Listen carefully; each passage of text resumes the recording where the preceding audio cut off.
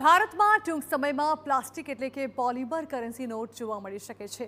ભારતીય રિઝર્વ બેંકે એટલે કે આરબીઆઈએ ₹10 અને ₹20ની નવી પોલિમર નોટ માટે વૈશ્વિક સ્તરે ટેન્ડર બહાર પાડ્યું છે। શરૂઆતમાં નોટોનો પાયલોટ પ્રોજેક્ટ હાથ ધરવામાં આવશે। જો ટ્રાયલ સફળ રહેશે તો વર્ષ 2027થી આ નોટોને મોટા પાયે ચલણમાં લાવવાનો નિર્ણય થઈ શકે છે। નવી પોલિમર નોટમાં transparent window, metallic number, magnetic security thread અને અન્ય આધુનિક સુરક્ષા સુવિધાઓ હશે। આ નોટ વધુ ટકાઉ હશે અને નકલી બનાવવી પણ મુશ્કેલ રહેશે। ટેન્ડરમાં ચીન અને પાકિસ્તાન સંબંધિત સપ્લાય ચેઇન પર કડક શરતો પણ લાગુ કરવામાં આવી છે।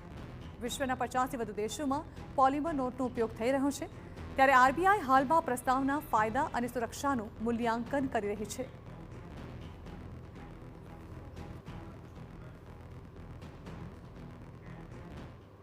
ભારતમાં હવે પ્લાસ્ટિકની નોટ આવવાના એંધાણ છે, કારણ કે આરબીઆઈએ જે પ્લાન કર્યો છે તે એવું લાગી રહ્યું છે કે હવે કદાચ ભારતમાં પણ પોલિમર નોટ જે છે તેનો ઉપયોગમાં લેવાઈ શકે છે।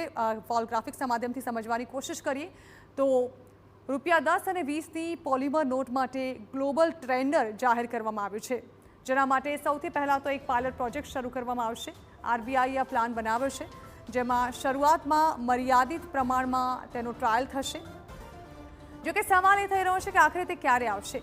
તો જો ટ્રાયલ સફળ રહે તો 2027થી તેની અમલની શક્યતા દેખાઈ રહી છે।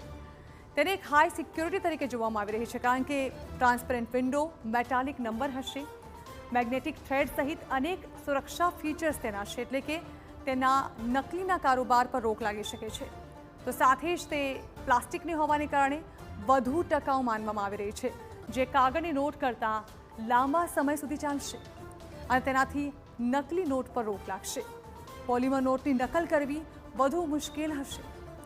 તો સાથે જ કેટલીક જે ટેન્ડર શરતો મૂકવામાં આવી છે તે પણ ખૂબ જ કડક છે, જેમ કે ચીન પાકિસ્તાન સંબંધિત સપ્લાય ચેઇન પર પ્રતિબંધ લગાવવામાં આવ્યો છે, તે ટેન્ડર માટે અપ્લાય નહીં કરી શકે।